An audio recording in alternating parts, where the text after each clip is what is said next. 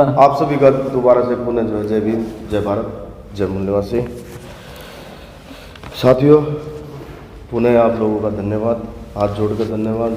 आप समस्त रेवाड़ी अधिवक्ता गणों की जो पूरी टीम है, यूनिट है, उसको धन्यवाद। आप लोगों के प्रयास से आज यहाँ पर एक महान जो ग्रेट सब्जेक्ट को यहाँ पर हम चर्चा करेंगे और इसको निचोड़ निकालेंगे इसका कि क्या है ये मामला।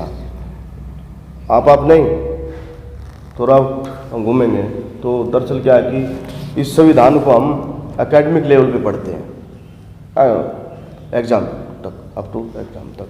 उसके बाद हम लोअर जुडिशरी यानी डिस्ट्रिक्ट कोर्ट तक ही इसको हमारी प्रैक्टिस रहती है। तो therefore we have no need in court में हमारे को इसकी ज़रूरत नहीं है, but we practice in high court, then we have to need the study and go through the provision of the constitutions. इसलिए ये समस्या क्रिएट होती है और उस समय हम इतनी ज़्यादा सीरियसनेस से हम पढ़ते भी नहीं हैं जब हम LLB करते हैं।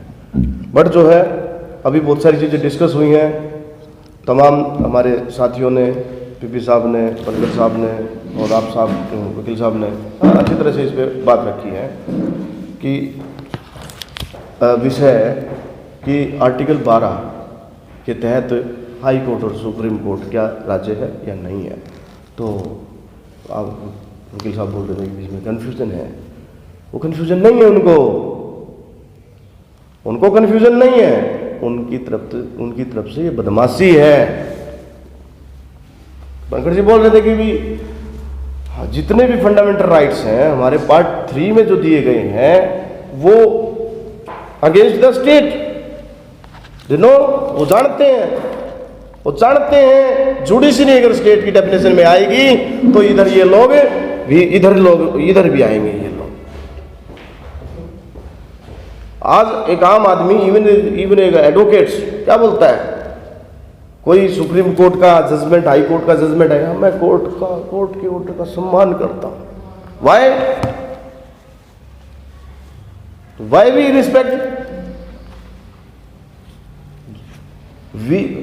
in our India, the Constitution is a supreme. Constitution is a supreme. The Constitution is like the grand norm.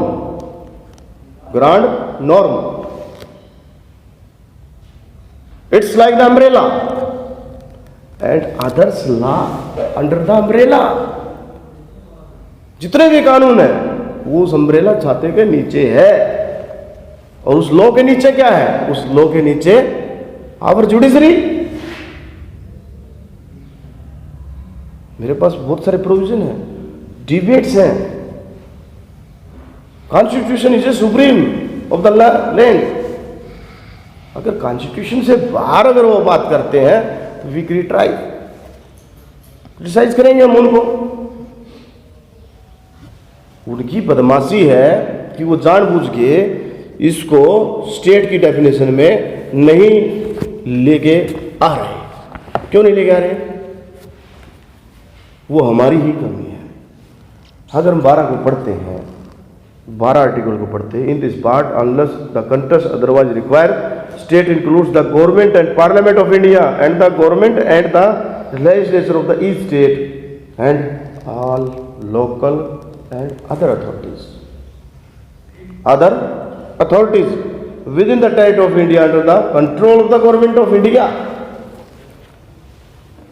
यानी कि इट इज ए राइट कि इसको स्पेसिफिकली मेंशन नहीं किया है।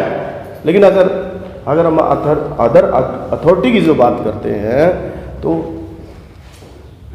जुडिशरी जब एडमिनिस्ट्रेटिव फंक्शन करती है, क्या जुडिशरी अपॉइंटमेंट नहीं करती? क्या जुडिशरी अपॉइंटमेंट करती है, सिलेक्शन करती है, ऑर्डर पास करती है, ऑर्डिनेंस पास भी करती है, ऑर्डिनेंस भी पास करती है, रूल बनाती है, rule making.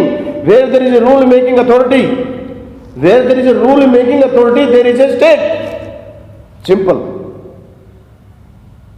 Rule making authority है, स्टेट है। अब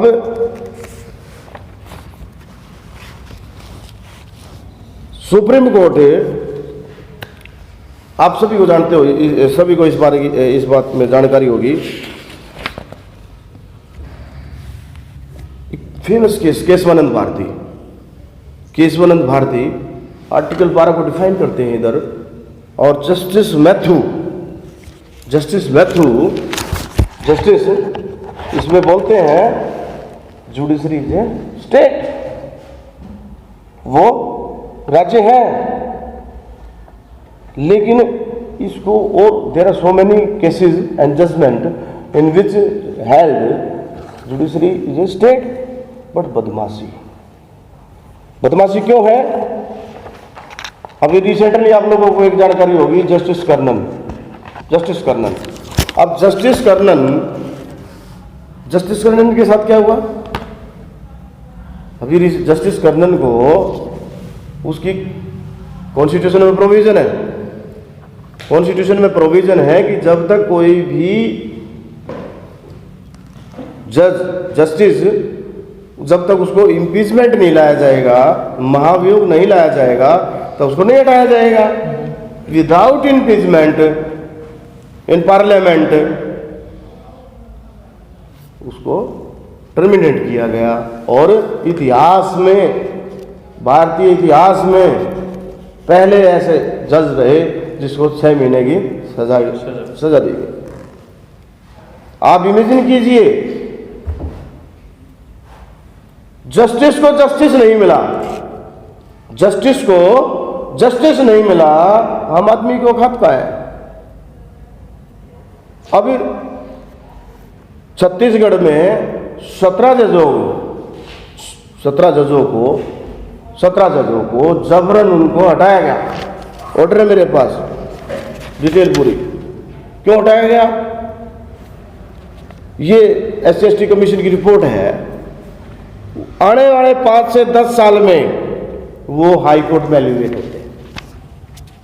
आने वाले 5 से 10 वर्ष में वो हाई कोर्ट में एलिवेट होते हैं, और हाई कोर्ट में एलिवेट होते हैं तो वो सुप्रीम कोर्ट में भी अपना दावा ठोकते हैं।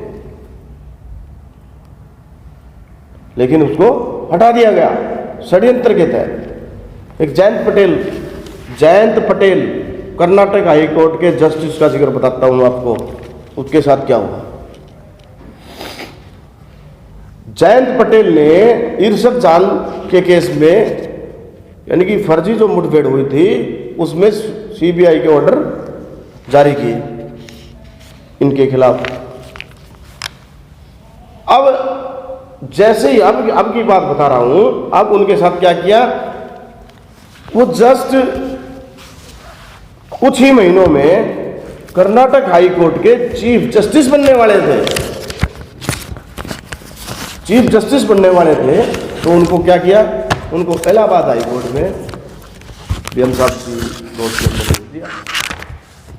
वहां उससे ऊपर 3 जस्टिस, और ऊपर उससे, यानी कि जब 3 उससे पहले जो सीनियर टीम बन रहे थे वो रिटायर्ड होंगे, तब उसका नंबर है, तब तक उसको रिटायरमेंट होना था, तो उन्होंने रिजाइन देना पड़ा। और जो उस केस के अंदर, जिस CBI के केस में जिसने ऑर्डर किए और जो अक्यूज्ड थे, उसमें उन सभी को वो बरी हो गए, और इधर जस्टिस को भी जो है वो विक्टिम होना पड़ा। ऐसे तमाम। KG बालाकृष्णन को कोबरा क्या बोलते थे ये लोग। तो इनकी जो मानसिकता है, उस मानसिकता के तहत तो ये चाहते नहीं कि ये लोग जुडिशरी के अंदर, हायर जुडिशरी के अंदर आए। अब क्योंकि वहां पर हायर जुडिशरी में इंटरप्रिटेशन का काम है, और ये अपने मन मर्जी से इंटरप्रिटेशन करते हैं। अब साथियों, आपको जानकारी होगी या नहीं होगी, तो मैं बताता हूं आपको कि बाबा साहब अम्बेडकर ने 24 मई 1949 को 24 मई 1949 को ये कहा, दैट इज टू से merely on the advice of the executive of the day. Similarly, it is seemed to be that may every appointment which executive wishes to make subject to the concurrence of the legislature is also not very suitable. यानी कि executive के द्वारा जजों का appointment होता है वो ठीक नहीं है. Apart from the beginning chamber, it also invoked the possibility of the appointment of being influenced by the political pressure and political considerations. It does not make the president to supreme and absolute authority in the matter of making the appointment. आगे फिर कहा, I personally feel no doubt, मेरा इसमें कोई संदेह नहीं है, the chief justice is very eminent prabhuda person, but after all the chief justice is a man. वो कहता after all तो man ही है. with all feeling, उसके पास feeling है, all sentiments है, and all prejudice which was a common people live. And I think to allow the chief justice practically upon the appointment of judge is really to transfer of the authority to chief justice, which we are not prepared to vest in the president or the government of the day. It is therefore I think it is also dangerous propositions. ये जो collision system जो बनाया, जो collision system के खिलाफ ये बाबा साहब अम्बेडकर ने 24 मई 1949 को कि ये एक बहुत ही खतरनाक तरीका है. जस्टिस करिया मुंडा, एक जस्टिस करिया मुंडा की रिपोर्ट है. अब जस्टिस करिया मुंडा अपनी रिपोर्ट में क्या कहते हैं, वो पूरा का पूरा रिप्रेजेंटेशन स्टेट वाइज देते हैं कि स्टेट वाइज कितना कितना परसेंटेज है. तो हमारा लगभग 0 पूरा डाटा है, आप उसको देख सकते हो. और जस्टिस करिया मुंडा की रिपोर्ट में ये कहा कि उन्होंने ये जो रिजर्वेशन जो पॉलिसी है लगभग हाई कोर्ट से उसको डिनाई किया कि वहाँ पर वो हाई कोर्ट इस रिजर्वेशन पॉलिसी को इम्प्लीमेंट नहीं कर रहे हैं. मामला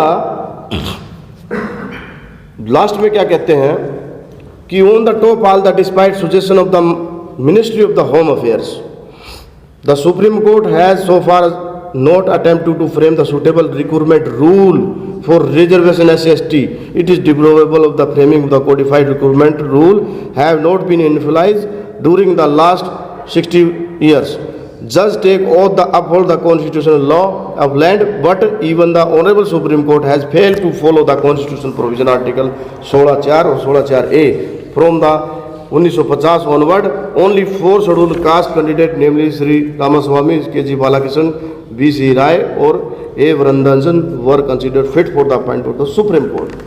यानी कि चार जज को ही फिट पाया गया.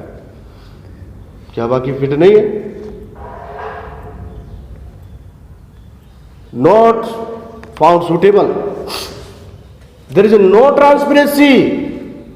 कोई ट्रांसपेरेंसी नहीं है. कोई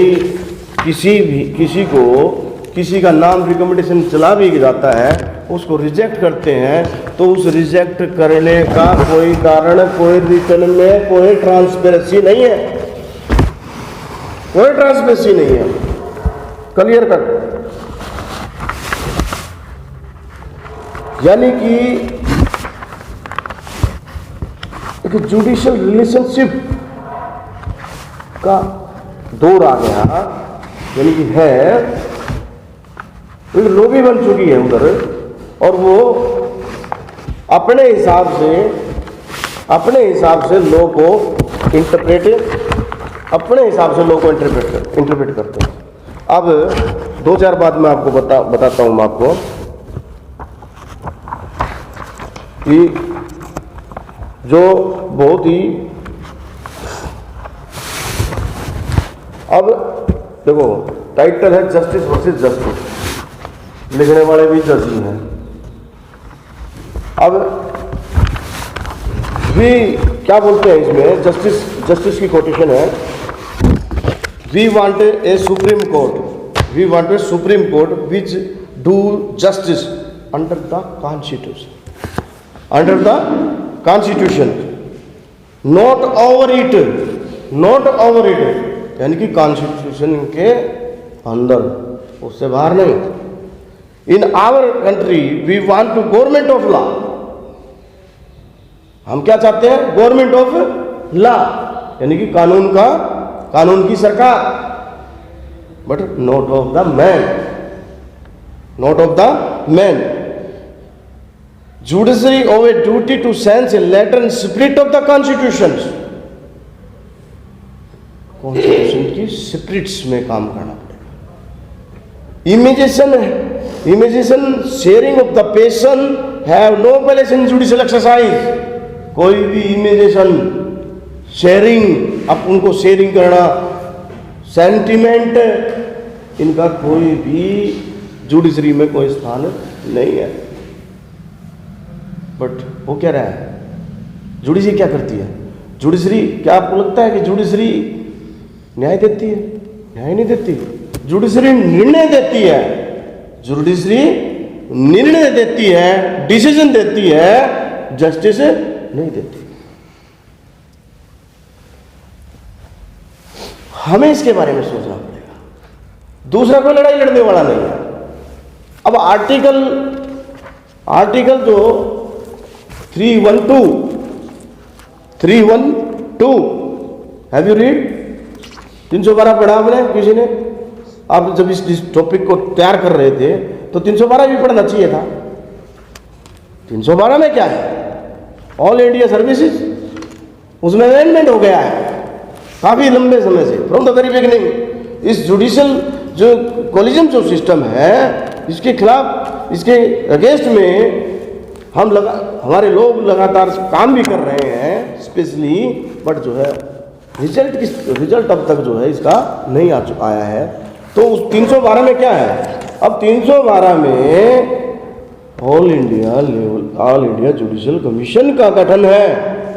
क्या है, ऑल इंडिया जुडिशियल कमीशन का गठन, यानी कि जिस प्रकार से IAS, IPS, UPSC का एग्जाम होता है, उस एग्जाम के अनुसार जैसे उनका एग्जाम होता है, तो ऑल इंडिया लेवल पर इन हाई कोर्ट और सुप्रीम कोर्ट के जजों का सिलेक्शन उधर से ना होकर उस जुडिशियल जो कमीशन जो बना हुआ है 312 अमेंडमेंट में, हाँ जी, नेशनल जुडिशियल कमीशन बना हुआ है कि उसके तहत उनका selection.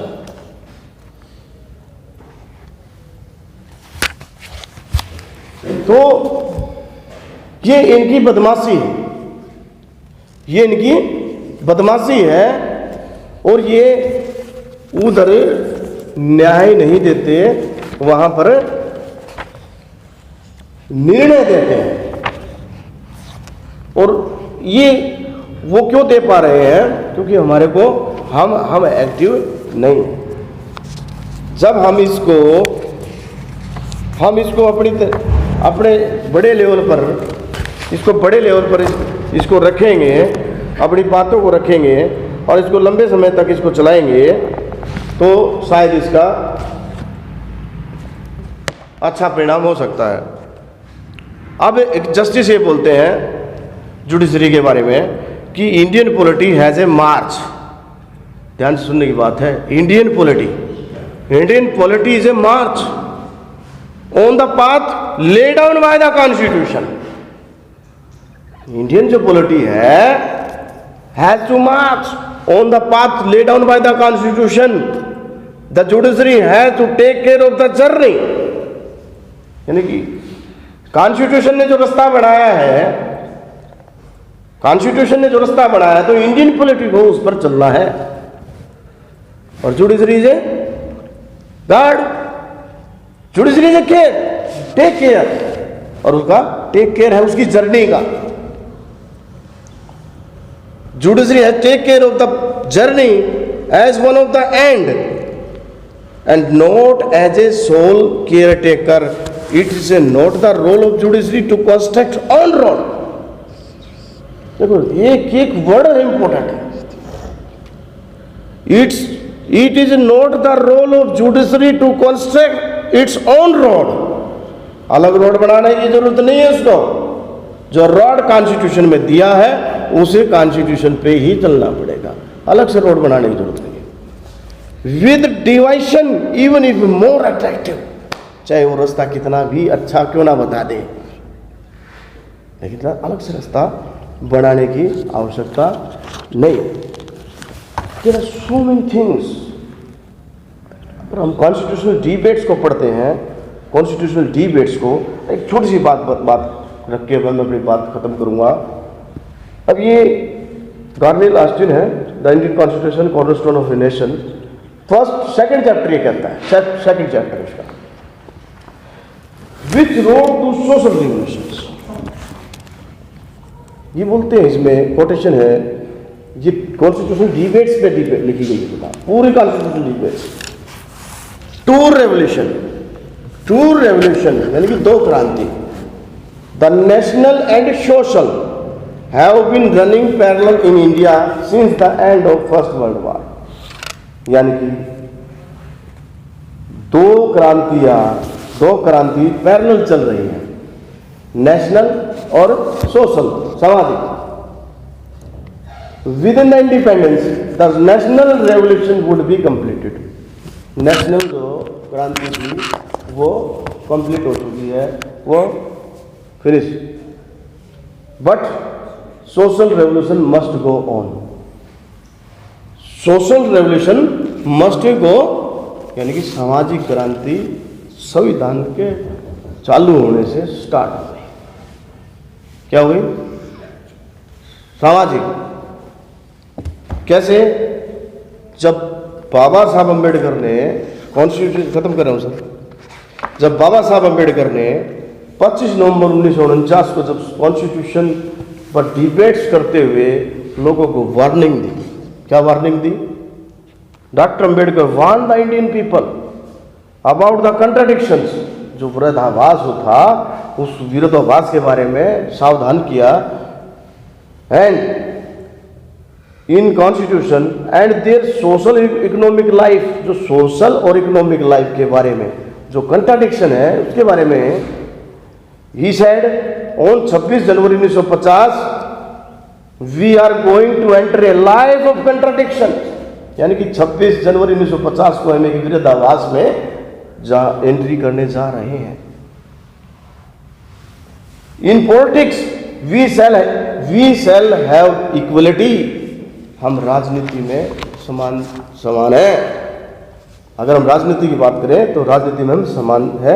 In social and economic life, सामाजिक और आर्थिक लाइफ में वी हैव इनइक्वलिटीज। असमानता है। In politics we will recognise the principle of one man one vote one value. In social and economic life, we shall, by reason of any social or economic structures, continue to deny the principle of one man, one value. How long shall we continue to lie of the contradiction? How long shall we continue to deny the equality in social and economic life? हम कितने लंबे समय तक इस social को और economic जो inequalities जो है उसको यानी इक्वलिटीज को कब तक मना करते रहेंगे? ये सवाल किया। इफ वी कंटिन्यू डिनाई, यदि हम इसको लगातार लंबे समय तक इसको डिनाई करते रहे तो क्या होगा? We will only put the political democracy in peril. यानी कि जो हमारे पास जो पॉलिटिकल जो डेमोक्रेसी है वो खत्म हो जाएगी, वो नष्ट हो जाएगी। और वी हैव, आगे कहा, we must remove the contradiction at the earliest possible. इसको जितनी जल्द से जल्द जो है इसको रिमूव करना चाहिए, रिमूव करना होगा। और एल्स दोज, अगर नहीं किया हु सफर द इनइक्वालिटी, जो यानी कि जो असमानता को सफर कर रहे हैं, जो असमानता से जो पीड़ित हैं, will blow up the structure of the political, वो जो पॉलिटिकल जो स्ट्रक्चर है उस पर ब्लो का मतलब हमला, उसको धराशायी कर देंगे। ये असेंबली के अंदर कॉन्स्टिट्यूशन बाबा साहब अम्बेडकर ने ये डिबेट्स। आप सोच रहे हो कि ये मैं बात क्यों बता रहा हूं? ये constitution is a social documents, social revolution documents in, अगर हम भी असेंबली की बात करें, constitutional assembly, it's a social revolution documents. तो ये जो बदमाशी है इन लोगों की, ये लोगों की बदमाशी तब तक चलती रहेगी जब तक हम अपने आप को इनलाइट नहीं करेंगे, अपने आप को प्रबुद्ध नहीं करेंगे, अपनी बात को दमदार तरीके से नहीं रखेंगे। वो मैं स्टार्टिंग में एक बात बोली थी आपको कि ये जो लोग हैं दर्द देने वाले हैं, ये दर्द देने वाले हैं, मरहम लगाने वाले नहीं हैं, ये पट्टी लगाने वाले, पट्टी करने वाले लोग नहीं हैं। हम एक्सपेक्ट करें कि ये लोग कुछ सुधार करेंगे, ये लोग सुधार नहीं करेंगे। इनको पता है कि ऊपर बैठ के हम ही कंट्रोल कर रहे हैं,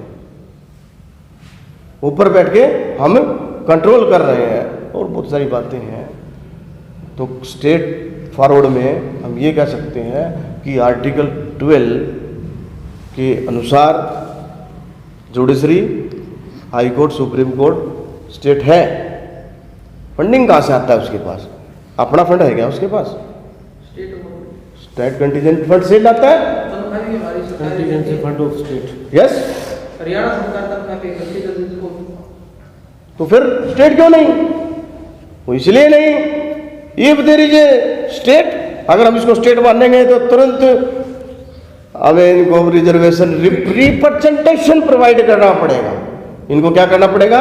रिप्रेजेंटेशन प्रोवाइड करना पड़ेगा। Representation is not reservation, representation is not reservation, it's a fundamental rights, it's a basic structure of the Indian constitution is lay down various judgement.